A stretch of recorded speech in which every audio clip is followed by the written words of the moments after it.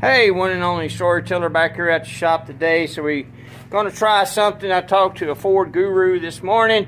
He said that he thought it was going to be the pickup coil. I already had a pickup coil in my parts supply, so that's going to be easy. The old pickup coil is right here. As you can tell, it's got some rust on it.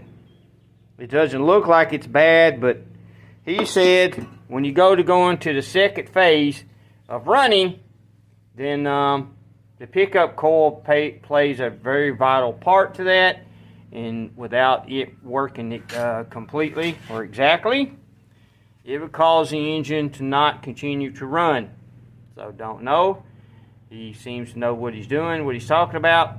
So that's what we're going to do. We're going to replace the pickup coil, and we'll be seeing you. Bye.